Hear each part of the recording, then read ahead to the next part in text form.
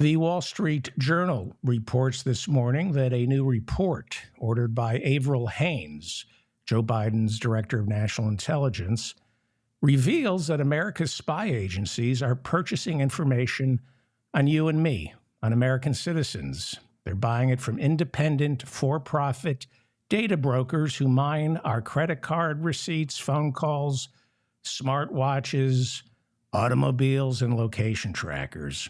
The Wall Street Journal writes that anyone can purchase this data, not just the American government. For example, depending on what you need, what kind of information you need, you can buy information to find out whether or not to lend money or to rent you an apartment, or you can get information from these data miners to discover whether or not someone would make a good husband. The individual data points might amount to nothing, but when pieced together properly, they can paint a picture that, while it doesn't hold up in court, would be very embarrassing embarrassing enough to coerce someone into doing something they wouldn't normally do out of fear this information would come out. Compromise. It begs several questions, one of which is, why are America's spy agencies spying on American citizens? And with the billions we budget each year for 18 separate spy agencies here in America that we know about, with all that money we spend on 18 separate spy agencies, why do we have to buy information from private vendors? Now, it's important to remember that our 18 spy agencies use outside contractors to do a lot of their administrative work, as well as spying. Never forget that when whistleblower Edward Snowden leaked classified material 10 years ago to the media, he was working not for the government. He was working for the private contractor Booz Allen Hamilton, which Bloomberg calls, quote, the world's most profitable spy agency. This is not a government agency. This is a for-profit spy agency, Booz Allen Hamilton, which Edward Snowden was working for when he leaked all that classified material. Booz Allen Hamilton is made up of former spies, ex-CIA agents. It does business, you would think, just with America out of patriotism. No, it does business all around the world, working for American spy agencies as well as spy agencies in the Middle East. And of course, they work for corporations. They're consultants. I wonder what kind of consulting they do. I wonder what kind of information they can share with a Fortune 500 company. So what we have with our spy agencies is a revolving door. Spies, American spies, or CIA employees who leave one of America's 18 spy agencies, doesn't have to be the CIA, they leave one of America's 18 spy agencies to go work for a subcontractor like Booz Allen Hamilton. And then they get hired back to work for the government, but they get paid a lot more as a subcontractor. It's why a lot of soldiers quit and go work for Eric Prince. You can make six figures as a gun for hire working for Eric Prince. So Eric Snowden, who's living in Russia these days, he left the CIA. He left the CIA to go work for Booz Allen Hamilton. He did this on purpose because he knew that it was the subcontracting work for Booz Allen Hamilton that would allow him to get his hands on documents proving that James Clapper, who had Avril Haines' old job as Director of National Intelligence under President Obama, he got his hands on documents that proved James Clapper lied under oath before Congress when he testified that the NSA was not spying on Americans. Edward Snowden went to work for the private contractor Booz Allen Hamilton to get his hands on documents proving that the NSA is in fact spying on Americans with the help of our telecommunications companies.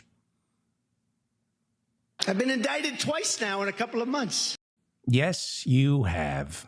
Former President Donald Trump, you've been indicted twice. The most recent indictment is over mishandling classified material. You're accused of violating the Espionage Act, the same thing that Edward Snowden is accused of, and it's why he's living in Russia. We will never know what classified material Donald Trump kept for himself. I like to think that our spy agencies knew enough not to let him see anything. And that's the problem. You see, whether I like it or not, Donald Trump was elected democratically. So he was elected. Our spy agencies are not. They answer to nobody. So we have a conundrum here in the United States. How do we keep a loose cannon, a guy like Donald Trump, from reclaiming the White House and then populating the 18 spy agencies under his command with toadies who will not just hand him over all the files he wants on his political enemies, they will also do some more spying on him as ordered. They will do some more spying for him as ordered. How do we stop a madman like Donald Trump from turning these spy agencies into his own little shop? How do we stop him from spying on American citizens, especially when our spy agencies are already spying on American citizens? So this indictment raises a lot of important questions about classified material and spying. Why do we have 18 separate spy agencies that we know about? Why does the Department of Energy have its own spy agency? Why does the Pentagon have its own spy agency? Isn't the whole idea of a CIA, wasn't the whole idea of the CIA to serve as a check on the military? The whole point of the CIA was to provide independent analysis to make sure the Pentagon sticks to what it does best, waging war. And why does the CIA have its own army? Why is the CIA these days under Joe Biden ordering and then performing armed drone strikes? They've taken that away from the military after the debacle in Afghanistan. Now it's the CIA doing the intelligence and the military strike. The CIA is supposed to provide actionable intelligence that our Defense Department is then supposed to use. We already saw what happens when the CIA runs its own military operations. We end up with fiascos like the Bay of Pigs. Speaking of pigs, Donald Trump should die in prison for mishandling classified documents. Absolutely. But when he was president, and this is the problem, when he was president, he was entitled to see everything. All the spy agencies are located inside the executive branch. He's the commander-in-chief. They answered to Donald Trump. And I don't like the idea of individual leaders of our 18 spy agencies deciding by themselves whether or not they can trust the commander-in-chief. As I said earlier, I like to think that those classified documents Donald Trump was waving at those biographers for Mark Meadows at Bedminster that they were garbage documents because our spy agencies knew enough not to give him anything important. Well, I don't like the idea of spy agencies deciding what our commander-in-chief can see and what he can't see. I don't like the idea of them withholding information from anyone, especially our unfortunately, duly elected president. So the threat to America isn't that a sociopath like Donald Trump can get elected again as president and then get his hands on our spy agencies and use them to subjugate his enemies. No, the threat to America is this tangled web of spy agencies acting under the cloak of secrecy, off the books. We don't know who's paying them and why. They have hidden budgets.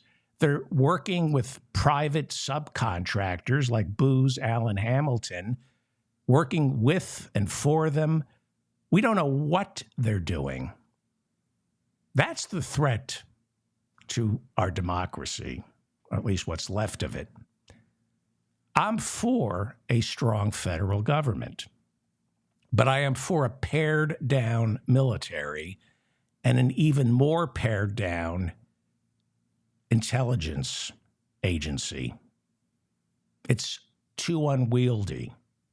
18 intelligence agencies that we know of, to justify their paychecks, they're doing way too much spying. Why are they purchasing data from data brokers? Why are they buying information on American citizens? You know, the heads of these agencies like to say, "You'll never know the terrorists we stop." To which I say, you will never know the terrorists you've created. Every drone strike overseas, every time it succeeds, it always has some collateral damage that kills somebody's wife or baby.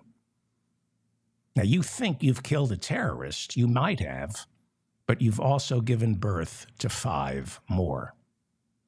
Maybe I'm wrong, but there's only one way to find out: full transparency. We lost in Iraq. We lost in Afghanistan.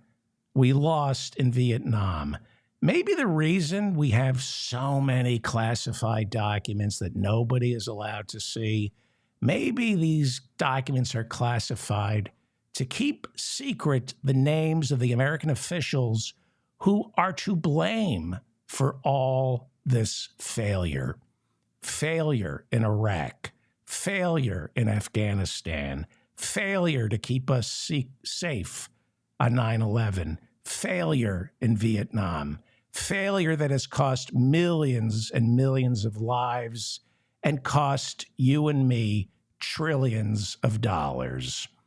No, I don't trust Donald Trump with classified material. I want him to die in prison. But in a democracy, we should be able to elect a buffoon for president, because the president shouldn't be that important. He shouldn't have so many spy agencies at his disposal. Why is our government spying on all of us? Who is the government working for, and where does all that information end up? Those are some of the questions we should all ask ourselves while Donald Trump goes on trial for mishandling classified documents. Here's hoping he dies in prison. Bad day for Donald Trump. Tuesday was a bad day for Donald Trump. I mean, besides the obvious, we'll get to that. In the E. Jean Carroll defamation trial, where a jury has already awarded her $5 million in damages, the judge ruled on Tuesday that lawyers for E. Jean Carroll can now amend their lawsuit and include comments Donald Trump made last month during a CNN town hall, where Trump referred to E. Jean Carroll as a quote-unquote whack job. And he still insists he never met her. Trump is appealing the jury's decision that he sexually assaulted her and defamed her. Carroll's attorneys are expected to ask for more money.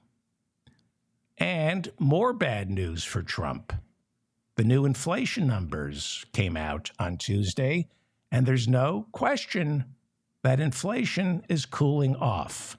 New inflation numbers say prices rose modestly in the past month, which may convince Fed Chair Jerome Powell to put a brake on raising interest rates. The S&P and NASDAQ both hit 13-month highs on Tuesday in response to this inflation news. Donald Trump, Tuesday morning, let's get to it. He woke up in his Doral Hotel in Miami and headed over to a federal court for his arraignment on 31 counts of violating the Espionage Act alone. The Doral, by the way, settled out of court recently with a visitor who said the bed bugs were so bad he ended up with welts, lumps, and marks over much of his face, neck, arms, and torso. Something to keep in mind if you're thinking of staying at Donald Trump's Doral in Florida. Since Trump purchased the Doral, Florida's health department has cited his kitchen for numerous violations, including cockroaches, flies, filthy appliances, and my favorite, cold shrimp, cheese, pork, fish, and eggs served at temperatures 20 degrees too warm. In other words, they serve cold shrimp, cheese, pork, fish, and eggs, and it's supposed to be cool so you don't get sick. And the health department says, this is 20 degrees too warm. Well, Trump's motorcade pulled up at the Wilkie D. Ferguson Jr. U.S. Courthouse in Miami at around 2 p.m. Eastern Tuesday. Supporters greeted him in the 90-degree heat. Although Trump sent word out through social media to his supporters, the army of MAGA supporters never really showed up. Miami Mayor Francis Suarez, he's a Republican, was prepared for 50,000 Trump supporters, but it looks like a couple of hundred showed up, if that, not too many. Miami Mayor Francis Suarez has reportedly not decided yet as to whether or not he would run against Trump for the Republican presidential nomination. Miami Mayor Francis Suarez is thinking of running for president. He said he will be giving a big speech at the Reagan Library where he might reveal his intentions. So why would somebody you don't know, nobody knows who the mayor of Miami is, why would he run for president? Nobody knows who he is. Well, the Miami Herald reported 3 days ago this, and this is why he's running. There are two separate federal investigations into South Florida developer Rishi Kapoor and his relationship with the mayor. Both the FBI and the SEC are looking into the permitting process for a $70 million Coconut Grove development that this developer Kapoor wanted to build. The SEC and the FBI separate investigations are looking into how the permit process for the $70 million development related to the $10,000 a month the Miami mayor was paid by Kapoor as a consultant. I didn't know that the mayor of Miami can collect $10,000 a month as a consultant to a real estate developer, South Florida developer Rishi Kapoor. That is why he's running for president. He has to run for president because if you're a candidate for president, then you can't be accused by the FBI or the SEC of bribery or graft. Suddenly, it's a witch hunt. It's politically motivated. It's the Biden administration going after his enemies. Trump taught the mayor this. And here's the mayor of Miami. Here he is, Francis Suarez, outside the courthouse being greeted. Here he is being greeted by voters Tuesday. We got a deep state mayor. We got a deep state corrupt mayor. We got a deep state swamp monster. We got a swamp monster, folks. We got a big swamp monster. The swamp's getting rounded up, baby. The time's coming, baby. The swamp's getting taken down. And you're getting taken down, brother. Deep state swamp monster. If you're going to be indicted, run for president. Well, inside the courthouse while that was going on, Donald Trump, at around 2:45 Eastern, went before U.S. Magistrate Judge Jonathan Goodman. The case has been assigned, however, to Judge Eileen M. Cannon, who presided over the FBI search. It wasn't a raid. It was a search of the Mar-a-Lago estate. And she made several rulings that were favorable to Trump. They were eventually overruled by an appeals court. Judge Cannon was appointed by Donald Trump. Trump's attorney, Todd Blanche, entered a plea of not guilty as special counsel Jack Smith reportedly stared deep into Trump's eyes, and not in the romantic way. The judge ordered Trump not to speak with any witnesses. All in all, the hearing lasted less than an hour. As Trump's motorcade left the courtroom, well, a protester jumped in front of his vehicle.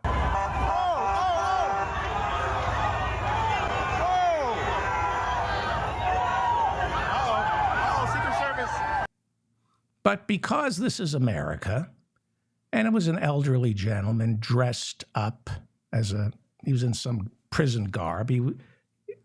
Our police understand the importance of political theater and the First Amendment right to demonstrate. He jumped in front of the president's car, and so police, very gently, respecting his First Amendment rights, wrestled this elderly gentleman to the ground.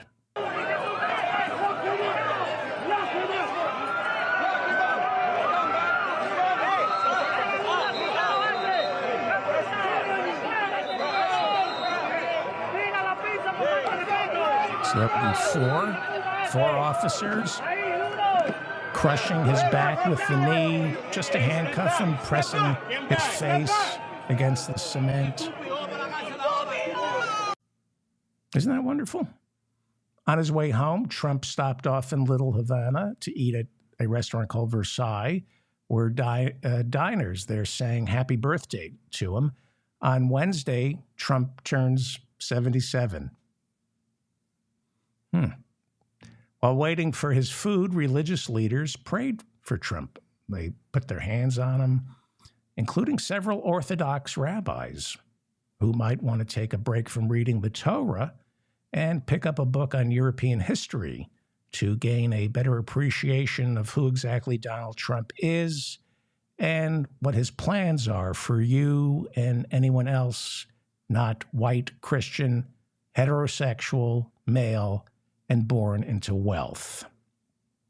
Earlier in the day, Florida Senator Marco Rubio pointed out that Donald Trump is going to have a hard time finding representation. He can't find lawyers. I mean, what lawyer licensed to practice in the Southern District of Florida, works at a firm whose clients aren't going to complain if he signs up the president, can get the clearance to do a national security, and is actually a good lawyer? How hard is that going to be to find? Especially when you don't pay your lawyers. Everybody works for free. It's tough. It's tough to, who would want to be Trump's lawyer? You get your reputation destroyed and you don't get any money in return. And nobody knows this better than the flailing Alan Dershowitz, who defended Trump during the first impeachment trial. He appeared on college dropout Charlie Kirk's radio show. And Kirk talked about him yesterday. He runs Turning Points. It's And, he's a big supporter of Donald Trump. He recently called on all Republican presidential candidates to suspend their campaigns after Trump was indicted again. He said, suspend your campaigns and show up in Miami to lend moral support to Trump. It's kind of weird using the word moral in the same sentence as Donald Trump. So Charlie Kirk thinks Donald Trump is innocent, but here is Jeffrey Epstein's old buddy, Alan Dershowitz, Harvard Law, Alan Dershowitz, telling Charlie something he didn't want to hear about Donald Trump. You have called on this program the most serious of all the potential indictments against Donald Trump. Do you still feel that way now actually reading the indictment itself? I do, especially the provision in which Donald Trump foolishly waved some paper in front of a reporter while he was being recorded by his own staff. And he said, I could have declassified this, but I didn't, so it's still secret. And it has to do with a battle attack plan for Iran. It's not a smoking gun, but it's surely a gun with Trump's fingerprint on it. Trump used to have another lawyer. His name was Bill Barr. Well, he was Trump's attorney general, but he pretty much acted as Donald Trump's personal injury attorney. He did things like rewrite the Mueller report to make it look like Donald Trump was exonerated by Mueller, which he wasn't. In the second half of the Mueller report, Mueller outlines a pathway to prosecute Trump for covering up Russiagate. Read it. Well, Barr ended up resigning right after Trump lost, and he told the president he couldn't find any evidence of voter fraud. During the January 6 hearings, his testimony was, I looked for evidence and all I found was, and I'm quoting the Attorney General, bullshit. He said it was all bullshit. Here is former Attorney General Bill Barr trying to re-burnish his sullied image by going after Donald Trump a little too late. Here he is on Sunday also saying things that Donald Trump doesn't want to hear. I was shocked by the degree of sensitivity of these documents and how many there were, frankly. Okay, you were shocked, but what are there, like 31 counts that he violated the Espionage Act? Don't you think that's a little extreme? The government's agenda was to get those, protect those documents and get them out. And I think it was perfectly appropriate to do that. It was the right thing to do. And I think the counts under the Espionage Act that he willfully retained those documents are solid counts. Okay, so give it to me straight. How bad is this? If even half of it is true, then he's toast. I mean, it's a very detailed indictment, and it's very, very damning. And this idea of presenting Trump as a victim here, a victim of a witch hunt, is ridiculous. Barr says Trump is toast, and then Barr tried to eat him. Mr. Former twice indicted President Donald Trump. This vicious persecution. He calls it a vicious persecution. What do you say, Bill Barr? He's not a victim here. He was totally wrong that he had the right to have those documents. Those documents are among the most sensitive secrets that the country has. They have to be in the custody of the archivist. He had no right to maintain them and retain them. And he kept them in a way at Mar-a-Lago that anyone who really cares about national security, their stomach would churn at it. Sensitive secret documents.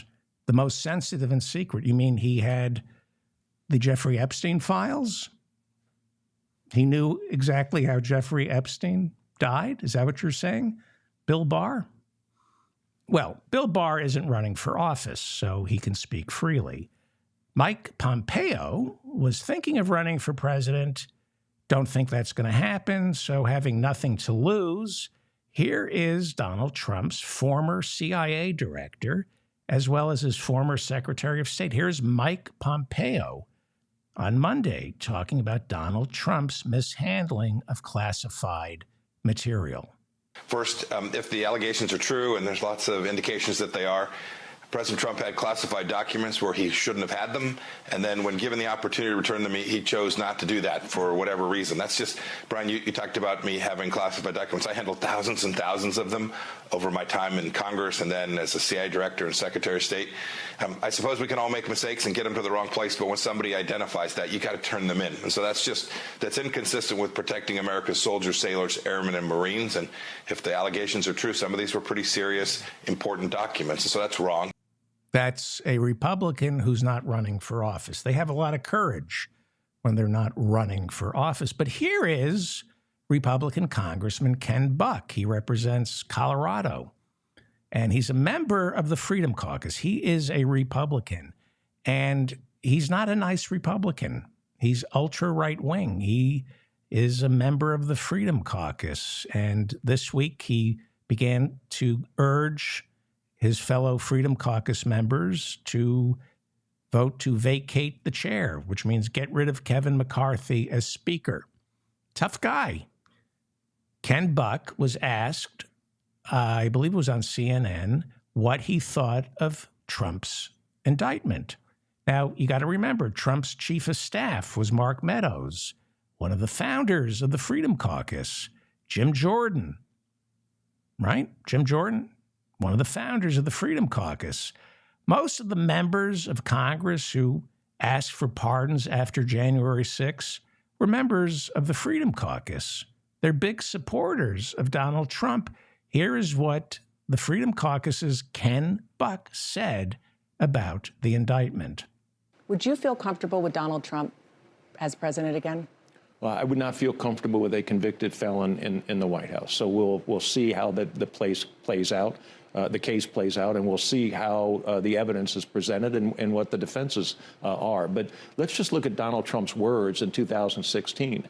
He said that Hillary Clinton was unfit for the White House because of the way she handled classified information. He said that she wasn't even qualified to have a low-level State Department job because of the way she handled information. So I think his words have set the standard that America will look at in determining whether he is fit for president. How come the left doesn't have people like this? Nikki Haley was Donald Trump's ambassador to the UN. She's running for president against Donald Trump. Now, the rap against a lot of the candidates, all of the Republican candidates who are challenging Trump, the rap against them is they are too frightened to stand up to Donald Trump. But here is Nikki Haley. If this indictment is true, if what it says is actually the case, President Trump was incredibly reckless with our national security. More than that, I'm a military spouse. My husband's about to deploy this weekend. This puts all of our military men and women in danger if you are going to talk about what our military is capable of or how we would go about invading or doing something with one of our enemies. And if that's the case, it's reckless, it's frustrating, and it causes problems. And, you know, we're looking now, this is the second indictment. We're looking at possibly a third indictment coming in with Georgia. Okay. So the follow-up question should be, your husband's about to be redeployed. Where's he going? And the answer is Africa, which begs the question, we have troops in Africa? Who are we fighting in Africa? Why don't we know about this? Is it classified? Who's our enemy in Africa? Why are we committing your husband, Nikki Haley? Why are we sending soldiers to Africa? Where was the declaration of war? But silly me, I still believe in the Constitution. New Jersey governor, former New Jersey governor Chris Christie he's running for president. And he had a CNN town hall Monday night. He's running against Trump. And here's what he had to say about the indictment. His boxes, he wants his boxes near him. He flew the boxes up to New Jersey for summer vacation. What is this, like they're a family member? I mean, seriously, I got to have my boxes with me. And let me ask you a question. What exactly was he doing with them? Did someone remind him he's not the president anymore? You don't need these things anymore. This is vanity run amok, Anderson. Run amok, ego run amok. And he is now going to put this country through this when we didn't have to go through it. Everyone's blaming the prosecutors. He did it. It's his conduct. And Senator Tim Scott, who's also running for president, called his Trump's mishandling of classified documents problematic. So a race is beginning to shape up. There are candidates who are beginning to criticize Mein Führer. And then there are people like her, Marjorie Taylor Greene. As the number of Trump critics grows inside the Republican Party, there are still the die-hard supporters like his opening act. She opens for him at all the rallies. Here is Marjorie Taylor Greene from her congressional office responding to Donald Trump's arraignment on Tuesday. This is what she put out on social media. Here they are, the Biden administration, arresting really their top political opponent and enemy. This is a communist country. We've been taken over. It's not the America that we all thought that we had. We're not a free country anymore. Notice that these Republicans always, whenever they talk about tyranny and totalitarianism, they always say it's communism. They never say fascism because they don't have a problem with that variety of totalitarianism. They're fine with that. Communism is the problem, not fascism. This goes back to Charles Lindbergh. Well, the Georgia Congresswoman then took to the floor of the House to show solidarity with Black Lives Matter. I couldn't believe this. Here she is calling for a congressional motion to defund the police. Today, I'd like to announce that I'm writing an appropriations rider to defund Jack Smith's special counsel, his office, and the investigation. This is a weaponized government attempt to take down the top political enemy and leading presidential candidate of the United States, Donald J. Trump. We cannot allow the government to be weaponized for political purposes. Yes, this is why Mayor Suarez of Miami has to run for president. He didn't accept a bribe. The FBI and the SEC has been weaponized. When you're in trouble with the law, run for president. Senator Lindsey Graham is terrified that Donald Trump will out him.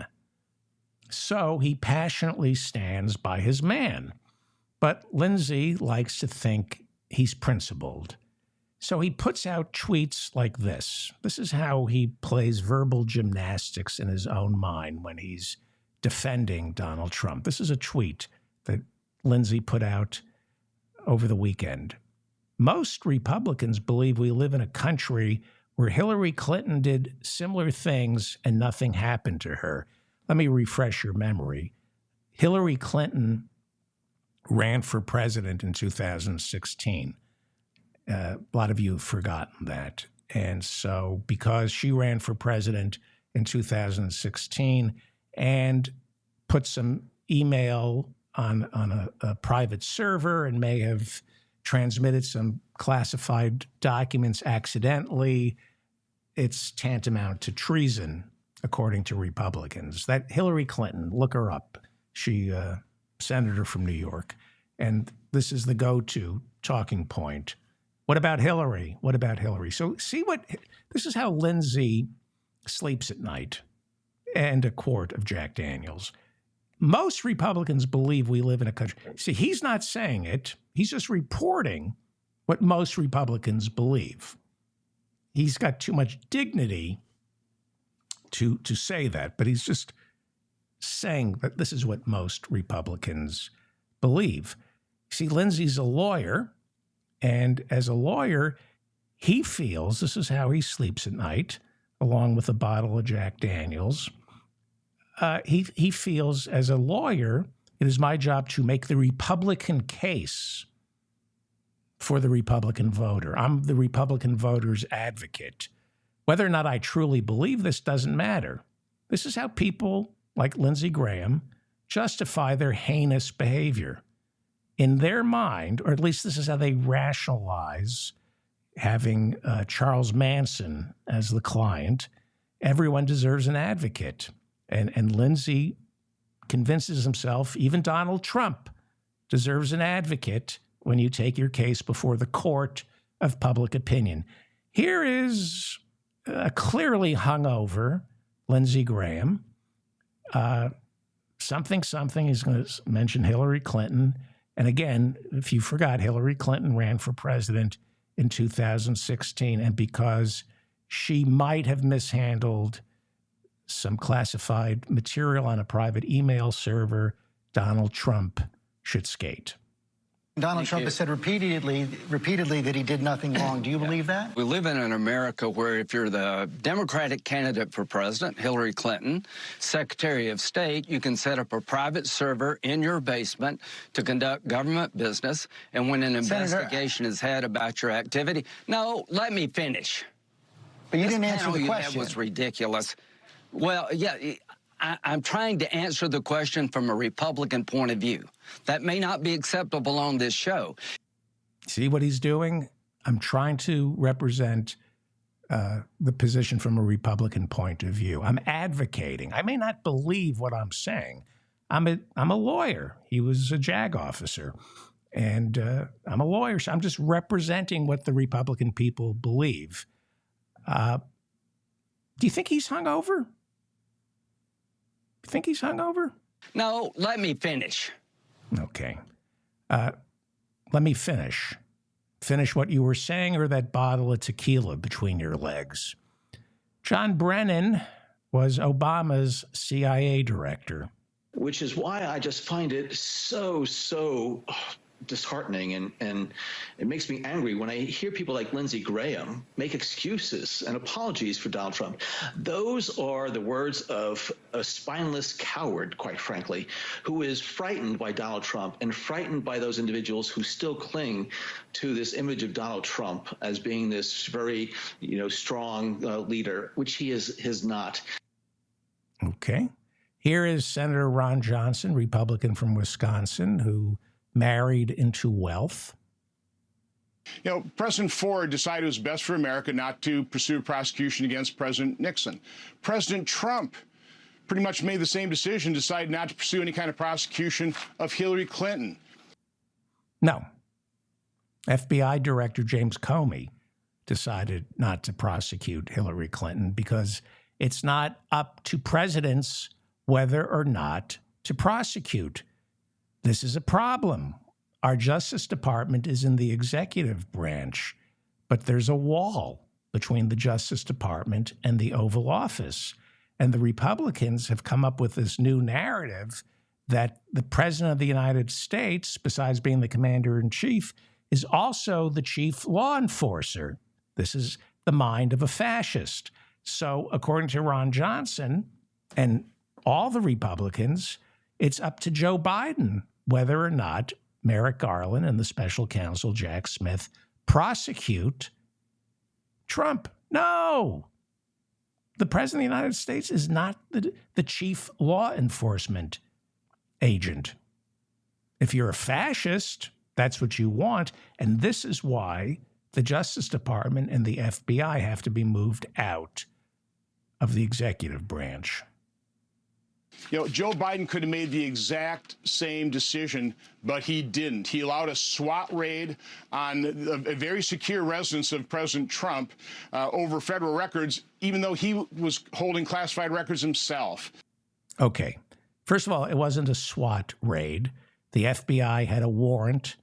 Trump and his lawyers were alerted. That's why they moved the boxes. It wasn't a raid. Biden inadvertently took classified documents home with him, same way Mike Pence did.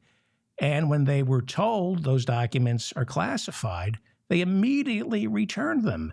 Trump, as the indictment so reads, continued to hide these classified documents from the Justice Department. Again, this narrative that Biden has the power over the Justice Department to decide whether or not to prosecute Donald Trump, it's a very dangerous narrative. It convinces Americans, it normalizes the idea that the President of the United States is the chief law enforcement agent in America. Very dangerous. And this is what the Republicans want because they're fascists. Well, here is lapdog Jim Jordan. He's Donald Trump's lapdog. He's currently the chairman of the House Judiciary Committee. He's one of the founders of the Freedom Caucus. He would be attacking Kevin McCarthy, but Kevin McCarthy bought him off with the chairmanship of the House Judiciary Committee. Now, in the indictment, Trump is on tape waving a classified document saying he didn't declassify it. He said, I could have, I didn't, so I shouldn't be showing this to you. It's on tape in the indictment. But Jim Jordan doesn't care what the facts are. He says that Trump declassified it, even though Donald Trump said he didn't. Here he is Sunday on CNN with Dana Bash. In this indictment, he states on at least one occasion that he did not declassify the information. When he's showing a document to somebody who doesn't have a security clearance, I might add, he says explicitly that it is classified. He didn't declassify it. Dana, he has said time and time again he's declassified all this material. This is the most political thing this is the most political thing. This is why politicians should not be on live television. They should be grilled on tape, and you stop and start, and you Google things, and you catch them in their lies. He just knows how to play out the clock on live television. You're not performing a public service when you interview somebody like Jim Jordan live on a Sunday morning show. He knows how not to answer a question. But if you tape the interview and say to him, I'll be here all day until you answer my question, but that requires actual journalism. Although Dana Bash is pretty great. So I'm not criticizing Dana Bash. And I actually saw Anderson Cooper today, and he was, maybe he's licked free. Maybe they're great because they're licked free. Okay, more of Jim Jordan. Okay, this is a very detailed indictment. A couple of things that you just said. Number one, the Secret Service, they are charged with protecting the president. They didn't even know, according to the indictment, that those documents were there. So that wasn't their job. Number two, do you have evidence that the president, when he was president, now former president, actually declassified these documents before he took them? I go on the president's word, and he said he did. And the Supreme Court said that's what counts. Okay, two things here. I go on the president's word, and he said he did. This is the same president who told 50,000 lies when he was president, according to the Washington Post. That's the first thing. And then Jim Jordan obfuscates and talks about the Supreme Court and tries to confuse the viewers. There's a Supreme Court ruling? Look, you cannot, if you're president of the United States, you cannot stand in front of classified documents, whip out your magic wand and say, illy meeny, chili beanie, these documents are now declassified. There are procedures. You have to take, if you want to declassify a classified document, you find out which agency, under the purview of which agency, spy agency, the document belongs to. And then, and this is from an executive order from a few years back, the president then has to go to the head of the agency as the president, and they have to fill out forms and explain why these documents are declassified. The president of the United States just can't willy-nilly declassify a document. Now, once again, Jim Jordan is a liar, a deceitful, pathological liar who takes a germ of information and then twists it. And what he is doing here is he's taking a Supreme Court ruling and misrepresenting the Supreme Court. The Supreme Court ruled that a president has some liberty when it comes to declassifying personal documents, like his own records. for his library, like his notes, the dictaphone, emails. But government documents, this is what the Supreme Court ruled. Government documents, if he wants to declassify government documents, in the ruling that Jim Jordan cites, the Supreme Court says the president has to follow the proper procedures. You just can't whip out your magic declassifier wand. I'm not doing a good job explaining this, so here is former Attorney General Bill Barr explaining the Supreme Court ruling that Republicans are twisting into an erroneous talking point. Here is Bill Barr explaining why Jim Jordan is a pathological liar. This idea that the president has complete authority to declare any document personal is obvious. It's facially ridiculous. That opinion had to do with the distinction between official records, which are records prepared by government agencies for the purpose of government action, and personal documents as opposed to official documents, which are things prepared by the president, such as a diary or notes, which are not used in the government's deliberations. And yes, as to the second class, stuff that the president himself generates, the president has some discretion. But these are official documents. It's inarguable. The president's daily brief provided by the intelligence community is not Donald J. Trump's personal document, period. You see, this is what's wrong with journalism and live television, although I'm doing this live right now. Everybody thinks, oh, if I can just get access to the people in charge, that's news. No, when you get access to the people in charge, they're in charge because they're really good at keeping secrets. Jim Jordan is really good at running out the clock, at lying. Real journalism is reporting what these people say and then fact-checking them. Reporting isn't interviewing people in charge. Real reporting is, I'm going to say this again, reporting what the people in charge say and then go out and prove they're liars. You're never going to catch them in a lie, especially on live television. They have coaches. They've been trained to play out the clock. Watching live Sunday morning shows is an exercise in futility. It really is. It's just to test these politicians to see how they hold up under pressure. But you learn nothing. You just hear spin and lies.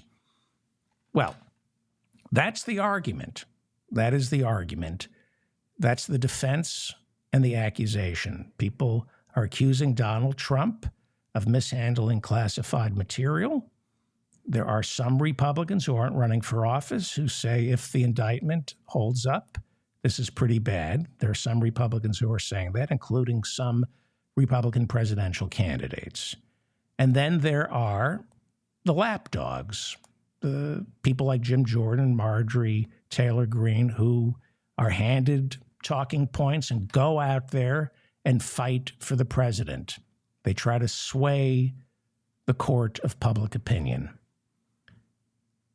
And then there are people like Freedom Caucus member Andy Biggs, who was instrumental in the lead up to the January 6th insurrection, which is why he had to ask Donald Trump for a pardon after January 6th.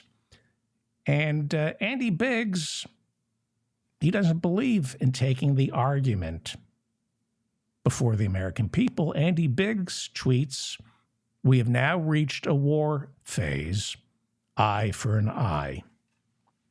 He then walked it back. He got scared. And then there's Louisiana madman Clay Higgins, and he tweeted, President Trump says he has been summoned to appear at the federal courthouse in Miami on Tuesday at 3 p.m.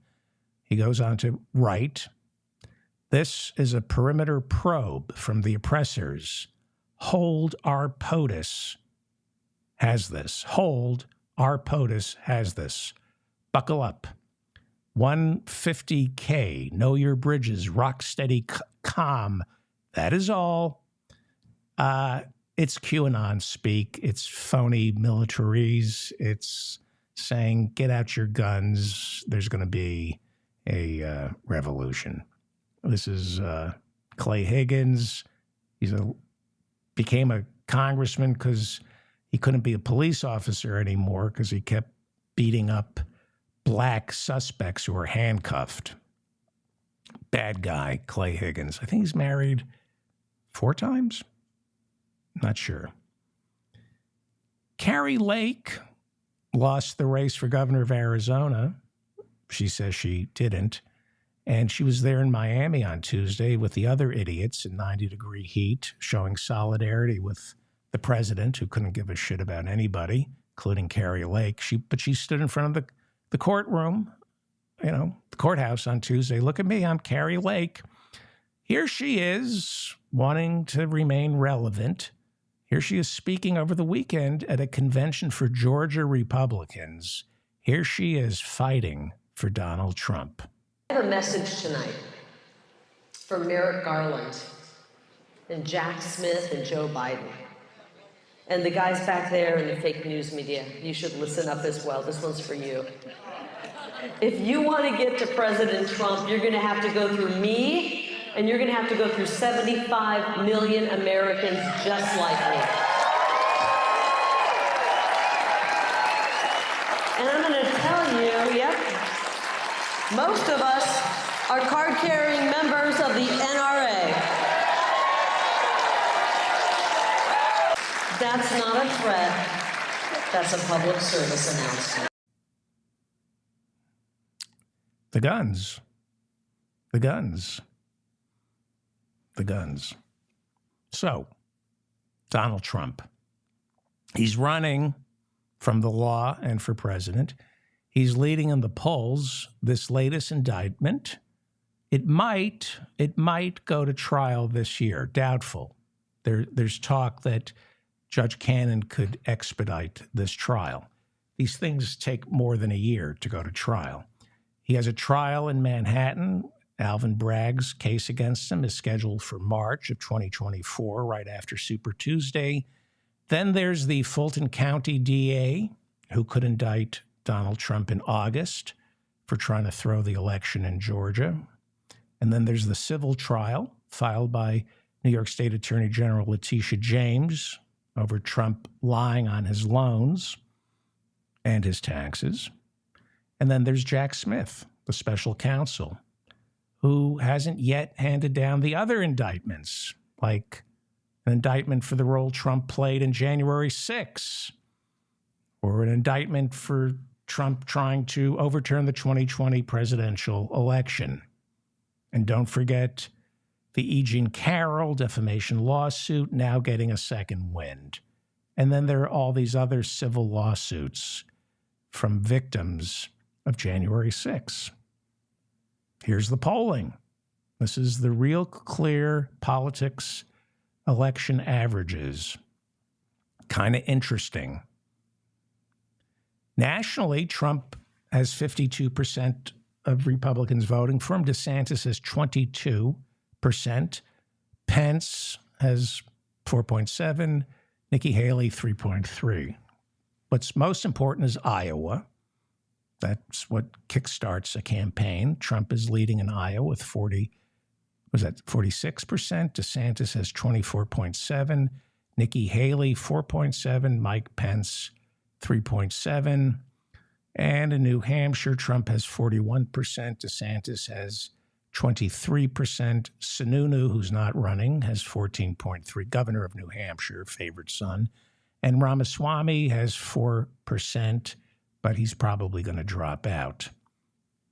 Well, somebody who's not showing up in the polls quite yet is Chris Christie. Now, Howie Klein and I were talking about this on Monday's show. In order to participate in the debates come August, the Republican Party says we will not allow you on the stage unless you promise to support whomever ends up getting the nomination. Donald Trump has not sworn the oath to support whoever gets the nomination, so he can't participate in the debate. Chris Christie has gone on record saying there is no way I will vote or support Donald Trump if he gets the nomination.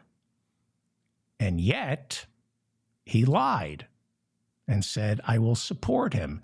He's said openly, I lied in order to get on the debate stage in August. Now, he's not polling quite yet, so he may not have the poll numbers to get onto that stage. I said to Howie, Donald Trump is going to lie. He needs the fight. He's all alone. All he's got are his rallies and the arena, the debate stage. And here is Chris Christie kind of agreeing with me during Monday night's town hall on CNN with Anderson Cooper. Loser, loser, loser. I'm sorry, that was him saying hello to the audience. I played the wrong clip. That's just, let me play that again. That's Chris Christie. He's tough. He's from New Jersey. This is him just doing some crowd work. Loser, loser, loser. That's how I do stand-up. Here is Chris Christie being asked if he thinks Trump will be there for the first debate. Do you think he'll show up to those early debates? You bet he will. His ego will not be able to stop him. Or if he skips the first one, that'll be fine. Let him skip the first one. That'll give me absolute free lane. We'll do that once, Anderson. He'll be at the second one. Now, I hate Chris Christie. He's just a bully. And I don't agree with anything he says. However, he's kind of interesting. He's going to make, look, the world is on fire. There's climate change. There's an eviction crisis. We have fascists who are running the Republican Party.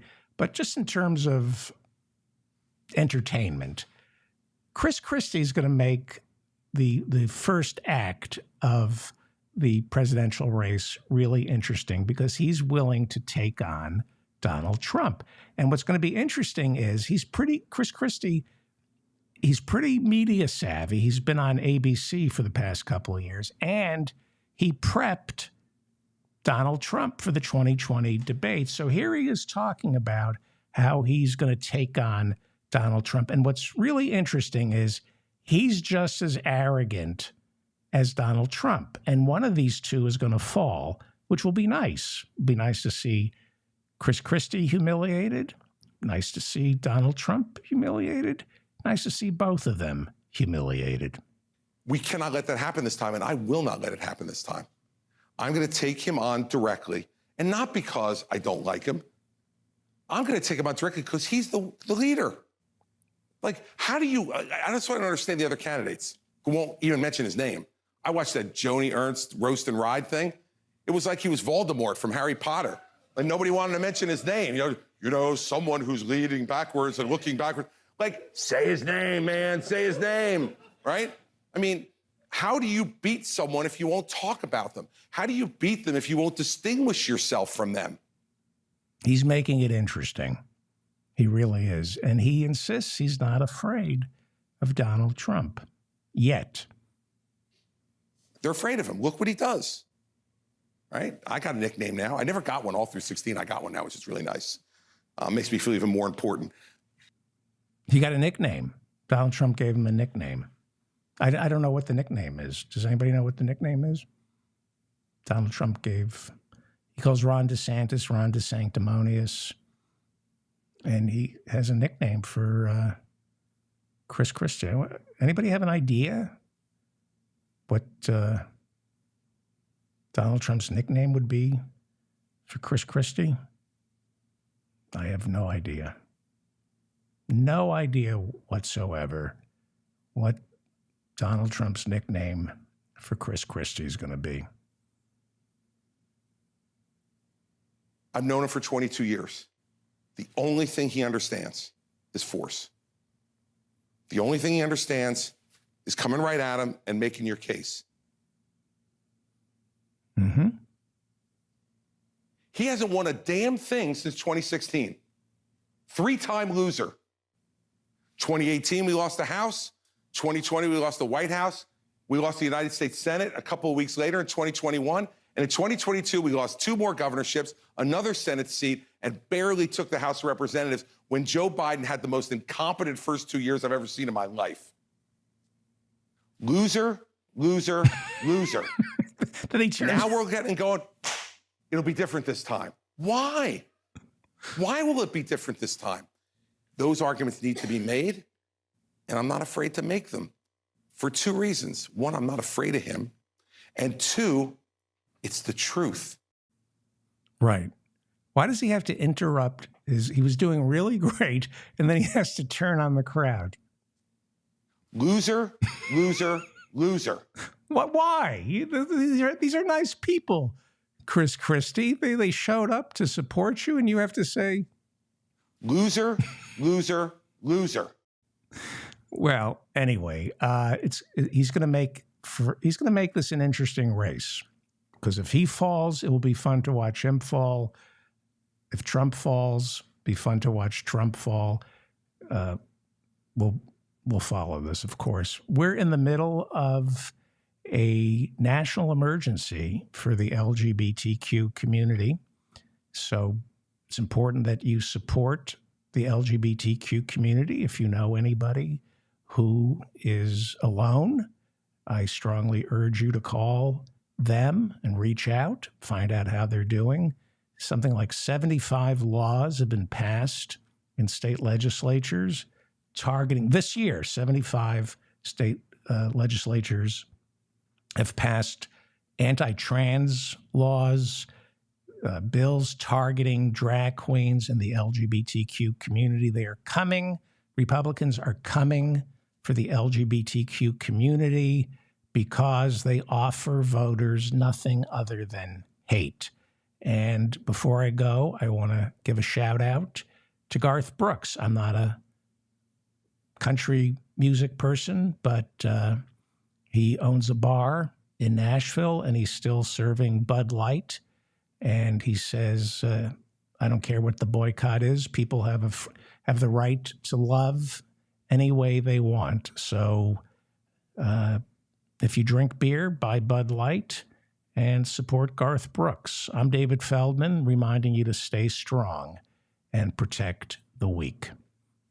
If you enjoyed this show, and I'm sorry it went so long, it's a lot of news to cover today, please share this with your friends, and please hit the like button. If you want to thank me for the work I do, the best way to help me is to share this with your friends via social media or through email. That's really the only way to help, is just to share this.